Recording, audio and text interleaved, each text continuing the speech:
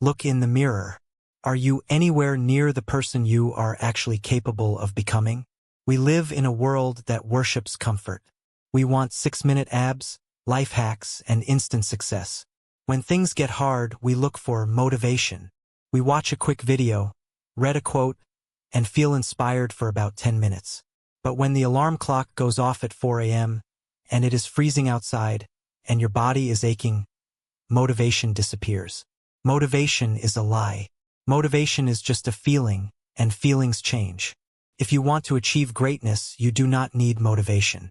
You need drive. You need an unbreakable, callus-covered, armored mind. Welcome to the Saransh Audio Masterclass of Can't Hurt Me.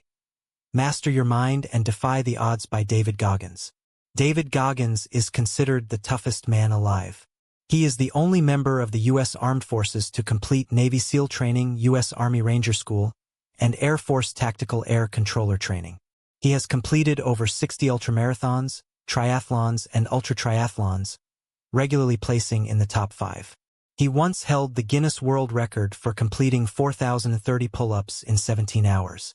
But he was not born a superhero. In his 20s, David Goggins was a 300-pound, depressed exterminator spraying for cockroaches. He was barely literate. He was abused, broken, and terrified of his own shadow. How did a terrified, obese exterminator transform into the toughest man on planet Earth? He didn't use a genetic gift. He used psychological warfare against his own mind. Over the next 3 sessions, we are going to tear down your excuses and rebuild your mind from the ground up. Chapter 1. The Bad Hand. Everyone loves a victim story. We love to list the reasons why we cannot succeed. I didn't have a lot of money growing up. My parents got divorced. I have a learning disability. People discriminated against me. David Goggins hears your excuses, and he raises the stakes.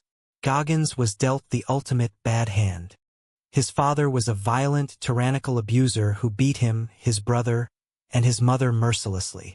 He forced a young David to work nights at a roller rink instead of going to school. When his mother finally escaped, they moved to a small town in Indiana where Goggins was surrounded by poverty and relentless, terrifying racism. He received death threats from the Ku Klux Klan. Due to the trauma, he developed a stutter, his hair fell out from toxic stress, and he could barely read at a 3rd grade level. He had every single excuse in the world to be a failure. Society would have looked at his life and said, "We understand. It's not your fault you ended up a 300-pound exterminator. You were dealt a terrible hand." Narrator. The trap of the victim mentality. Here is the brutal truth of the bad hand. It might not be your fault, but it is 100% your responsibility. As long as you are blaming your past for your present circumstances, you are giving your power away. You are waiting for someone to come save you. Nobody is coming to save you. Goggins realized that his horrific childhood was a fact. It happened. He could either use it as a heavy anchor to drown himself in self-pity, or he could use it as high-octane fuel to harden his mind. Narrator. Challenge 1. Inventory your bad hand. The first step to building mental toughness is to stop running from your past. You must turn around, look at the monsters, and write them down. Goggins challenges you to take out a journal and write down your bad hand. List everything that went wrong in your life. List the bullies, the abusive bosses, the financial ruin, the genetic disadvantages, the physical injuries, and the heartbreaks. Do not write this list to throw a pity party. Write this list to understand exactly what you are up against. When you lay your excuses out on paper, they lose their power over you. You look at them and say, "This is what tried to break me, and I am still breathing. Now I am going to use this pain as fuel. Fuel to prove everyone wrong." Chapter 2. The Accountability Mirror. The Brutal Truth. Goggins was 24 years old, weighing 300 pounds. He came home from a miserable shift spraying for cockroaches. He turned on the television and saw a documentary about Navy SEALs going through Hell Week, the most brutal military training on Earth. Something inside him snapped. He decided he wanted to be a Navy SEAL, but to even qualify for the training, he had to lose 106 pounds in less than 3 months. It was medically, physically, and logically impossible. He didn't start by joining a gym. He started in his bathroom. Narrator. The end of sugarcoating. We lie to ourselves every single day. We use soft, comfortable language to protect our fragile egos. If we are overweight, we say, "I'm just big-boned," or "I enjoy food." If we are failing at our jobs, we say, "My boss just doesn't appreciate my genius." Goggins walked into his bathroom, took his shirt off, and stared at his 300-pound body in the mirror. He refused to use soft language. He looked himself in the eye and said, "You are fat. You are lazy. You are a liar. You are a coward. You have accomplished absolutely nothing in your life." It hurts to hear, but Goggins calls this the accountability mirror. You cannot fix a problem if you refuse to call it by its real name. If you are lazy, call yourself lazy. If you are uneducated, call yourself uneducated. Narrator. Challenge 2. The sticky notes. The accountability mirror is not just about beating yourself up. It is about absolute, undeniable accountability. Goggins took a pad of sticky notes. He wrote down his brutal truths, and then he wrote down the exact steps required to fix them. To note 1, you are 300 pounds. You need to lose 106 pounds by reading the scale every morning and running until you drop. And note 2, you read at a 3rd grade level. You will sit at the kitchen table and read this textbook over and over until you memorize it.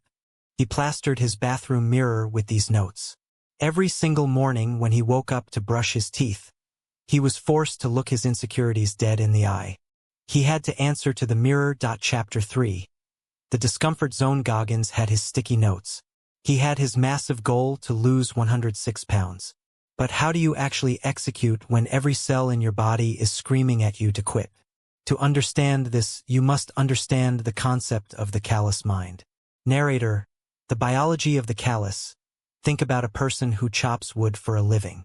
On their very first day, the friction of the axe handle rubs against the soft skin of their hands, creates massive, painful blisters.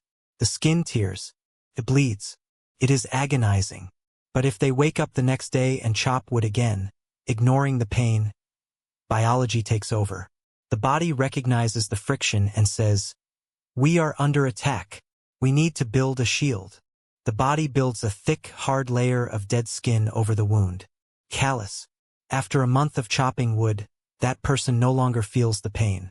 Their hands are armored. Your brain operates on the exact same biological principle. Narrator. The soft mind. Modern society has given us soft minds. We sleep in temperature-controlled rooms, we have food delivered to our doors, and we avoid anything that makes us slightly uncomfortable. Because we have removed all friction from our lives, our minds have zero calluses. The moment we face a tiny bit of adversity, a difficult project, a traffic jam, an angry customer, our soft minds completely break down. We panic. We quit. Goggins realized that to survive Navy SEAL training, he couldn't just build his muscles.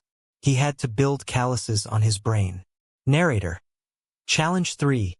Doing what sucks. How do you callous your mind? You must intentionally introduce friction into your life every single day. Goggins has a simple rule. Do something that sucks every day. If it is raining outside and you don't want to run, that is exactly why you must go for a run. If you are terrified of public speaking, you must volunteer to give the presentation. If you hate waking up early, you must set your alarm for 4:30 a.m. You are not doing these things just to get in shape or to get a promotion. You are doing them to wage war against your own comfort zone. When your brain says, "I don't want to do this," and you force your body to do it anyway, you are causing mental friction. You are tearing the soft skin of your mind.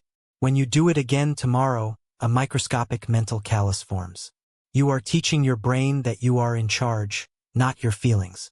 Goggins lost the 106 pounds. He read the textbooks.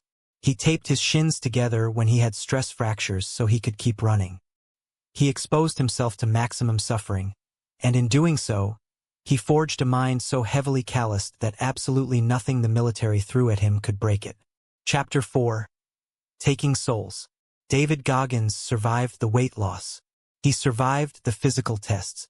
He made it to Navy SEAL training, universally recognized as the hardest military selection process on the planet. The climax of SEAL training is Hell Week. It is 130 hours of continuous, brutal physical training with a maximum of 4 hours of sleep for the entire week.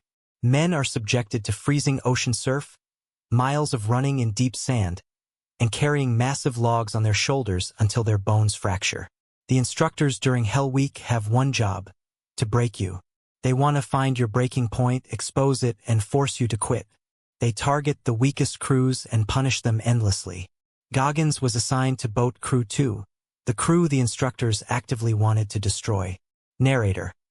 The art of psychological warfare. During one particularly agonizing drill, the instructors were screaming at Boat Crew 2, pushing them into the freezing mud, demanding they quit. Goggins realized to quit. They expect you to act like a victim. Chapter 5. The Armored Mind. If you read standard self-help books, you will hear a lot about visualization.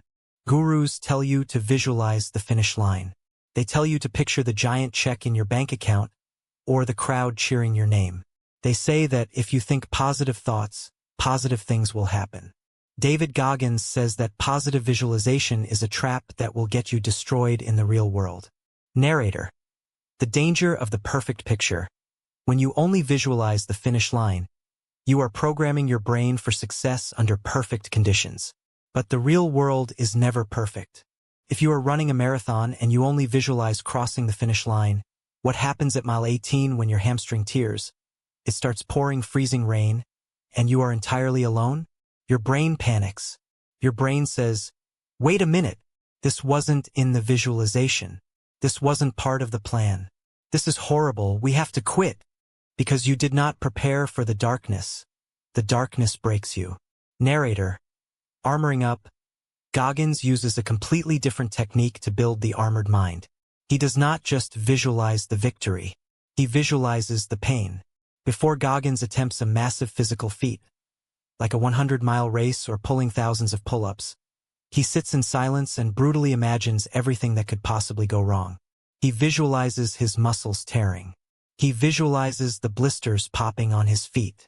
He visualizes the exact moment at 3 a.m. when his brain will scream at him to quit. He looks at the darkness, and then he creates a strategic plan for how he will respond when the darkness arrives. When my legs give out at mile 60, what will I say to myself? I will say, "I expected this. This is where the work begins." When the freezing water hits my chest, how will I react? I will focus on my breathing and embrace the cold. Chapter 6. The Cookie Jar. We arrive at one of the most famous and powerful neurological hacks in David Goggins' entire arsenal. You have calloused your mind. You have armored up. You are taking souls. But eventually, biology takes over. There will come a moment in your life where you hit the absolute wall. You have worked 80 hours this week, your business is failing, your spouse is angry, and you are physically sick. Your central nervous system shuts down. Your brain sends a massive, undeniable signal. You have zero energy left. If you take one more step, you will die. Stop right now. How do you keep going when the tank is completely mathematically empty? You must reach into the cookie jar. Narrator. The San Diego one day. To understand the cookie jar, you must understand the story of the San Diego one day. After several Navy SEALs were killed in combat, Goggins wanted to raise money for their families by running the Badwater 135, a 135-mile race through Death Valley in the middle of summer. To qualify, the race directors told him he had to run 100 miles in 24 hours. And the race was in 4 days. At this point, Goggins was a massive powerlifter. He weighed 240 pounds. He had not run more than 20 minutes in a year. He entered a 100-mile race with zero training. By mile 70, his body catastrophically failed. All the small bones in his feet were broken. He had massive stress fractures in his shins. His kidneys were failing and he was urinating blood. He collapsed into a folding chair. He could not stand up. He was dying. His brain told him the absolute truth. You are done. You have nothing left. As Goggins sat in that chair in agonizing pain, he realized he had to hack his own brain to find energy that did not physically exist. He created a mental concept called the cookie jar. Imagine a massive glass jar inside your brain. Inside this jar is a collection of cookies. But these are not chocolate chip cookies. Every cookie represents a time in your life when you faced impossible odds, suffered immensely, and won. Goggins reached into his mental cookie jar. He pulled out the memory of being a traumatized kid who couldn't read, and how he taught himself to read by copying pages out of a textbook for months. He pulled out the memory of standing in front of the accountability mirror as a 300-pound exterminator, and how he lost 106 pounds to join the military. He pulled out the memory of surviving 3 separate hell weeks. He ate those cookies. He fed those memories of past triumphs to his exhausted brain. Why does this work? It is pure biology. When your brain is in pain, it triggers the sympathetic nervous system, the fight or flight response. It floods you with stress hormones and tells you to quit to preserve your life. When you forcefully remind your brain of a past victory, you interrupt that stress signal. You flood the brain with dopamine, the reward chemical, and adrenaline. You remind your central nervous system, I am not a victim. I am a warrior. I have been in the darkness before, and I survived. By feeding his brain the cookies of his past, Goggins generated a massive, artificial surge of sympathetic energy. He taped his broken ankles tightly with athletic tape. He stood up from the folding chair. And with broken feet, failing kidneys, and zero training, he ran the remaining 30 miles. He finished the 100 miles in 19 hours. Chapter 7, The 40% Rule. Have you ever been at the gym, or working on a massive project at the office, and you hit a wall? Your muscles shake. Your brain is entirely fogged. You feel absolute, catastrophic exhaustion. You say to yourself, I have given 100%. I am completely tapped out. David Goggins discovered a profound biological secret while pushing his body through 100-mile races and Navy SEAL training. When your brain tells you that you are completely done, you are only at 40% of your true capacity. Think about a high-performance sports car. A car might be built with an engine capable of going 180 miles per hour. But the manufacturer installs a computer chip called a governor. The governor is designed to cut the fuel line the second the car hits 90 miles per hour. Why? To protect the engine from burning out, and to keep the driver safe. The car has massive amounts of untapped potential, but the computer will not allow it to be used. Your brain has an evolutionary governor. The primary job of the human brain is not to make you successful. The primary job of the human brain is to keep you alive and comfortable. When you start pushing yourself, whether by running a marathon, studying for 12 hours, or working on a business, your brain realizes that you are burning massive amounts of energy. The brain panics. It wants to conserve energy. So, at just 40% of your actual physical and mental capacity, the brain hits the panic button.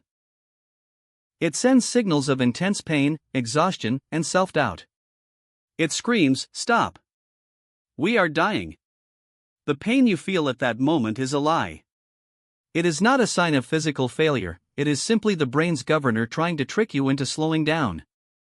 How do you access the remaining 60%? You have to negotiate with your own mind.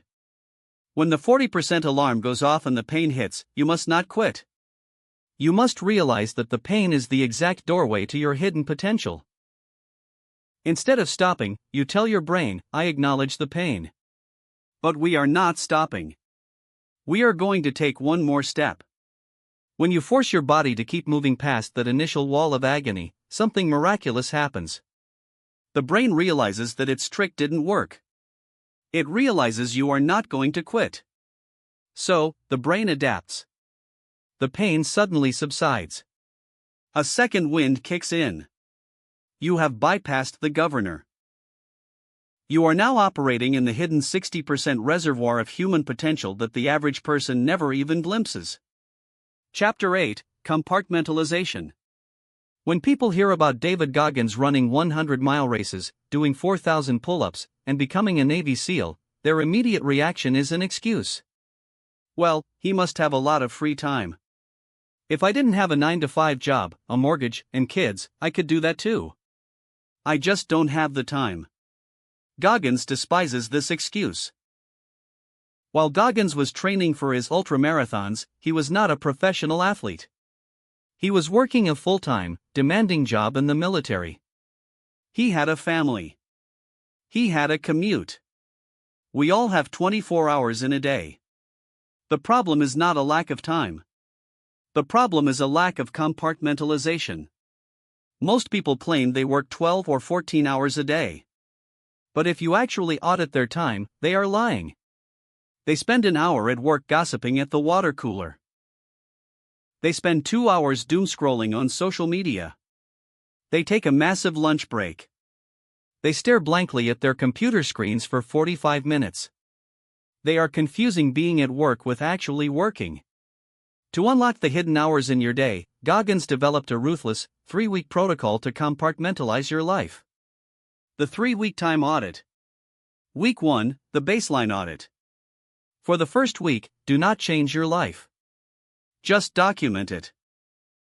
Carry a notebook and write down exactly what you do in 15-minute increments. Be brutally honest. Write down the 45 minutes you spent looking at Instagram. Write down the 30 minutes you spent hitting the snooze button. By the end of week 1, you will be disgusted by how much time you are bleeding out. Week 2, build the optimal schedule. In the second week, you build the machine. You compartmentalize your day into hyper-focused blocks. If you are working from 9 a.m. to 12:00 p.m., you put your phone in another room. You do not check email. You work with terrifying, uninterrupted intensity. Because you are actually working, you get 8 hours of work done in 3 hours. Now, you have freed up the time. You schedule your workout. When it is time to work out, you do not think about work. You compartmentalize. You block out the world and train. When it is time to rest, you rest entirely. Week 3, the execution. By the third week, your schedule is locked in. You become a machine. You stop multitasking. Chapter 9, the empowerment of failure. We have talked a lot about victory. We have talked about defying the odds. But to master your mind, you must learn how to handle catastrophic, humiliating failure. In 2013, David Goggins decided to break the Guinness World Record for the most pull-ups done in 24 hours. The record was 4,020 pull-ups. He went on national television, The Today Show, to do it live. Millions of people were watching. By pull-up 2,500, his body began to fail. The friction of the bar tore massive chunks of skin off his hands. The pain was unbearable. His muscles locked up. His central nervous system crashed. In front of the entire country, David Goggins dropped off the bar. He failed. 2 months later, he tried again.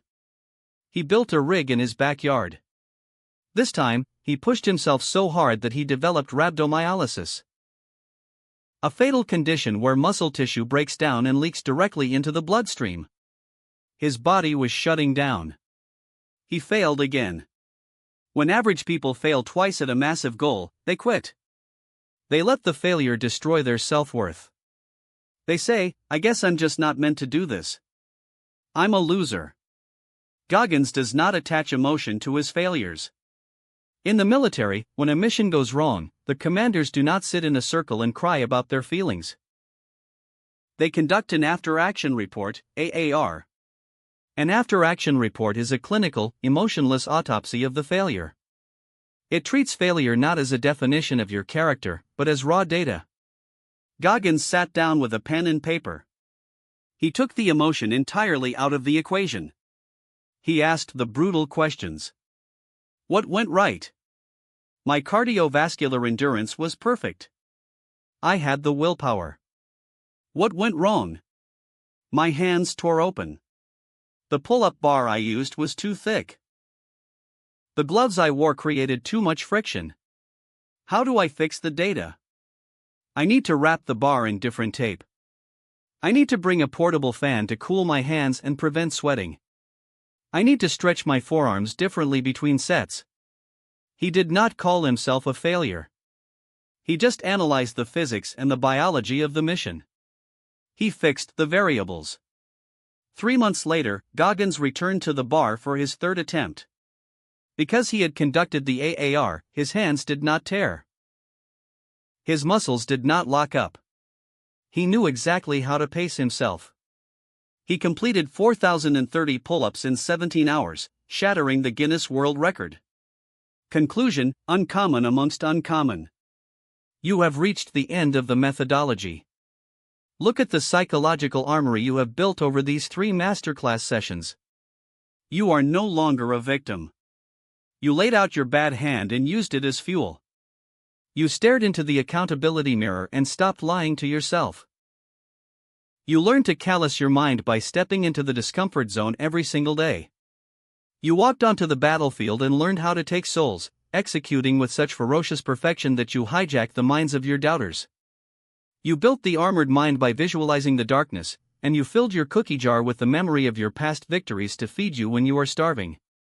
And now, you know the absolute truth of human capacity. You know that when the pain tells you to stop, you are only at 40%. You know how to bypass the governor and tap into the hidden 60%. You have eradicated the excuse of time through ruthless compartmentalization. And you will never fear failure again, because you know how to use the after-action report to turn your defeats into data. Society wants you to be normal. Society wants you to fit in, to be comfortable, and to be average. When you start waking up at 4:00 a.m., pushing your limits, and demanding excellence, average people will call you crazy. They will try to pull you back down to their level. Let them talk. Your goal is not to be accepted by the average. Your goal is to become uncommon amongst the uncommon. David Goggins teaches one final, sobering lesson: there is no finish line. You do not master your mind once and stay tough forever. Mental toughness is a perishable skill. If you stop doing what sucks, the calluses fade, and the mind becomes soft again. You must wage this war every single day of your life until your dying breath.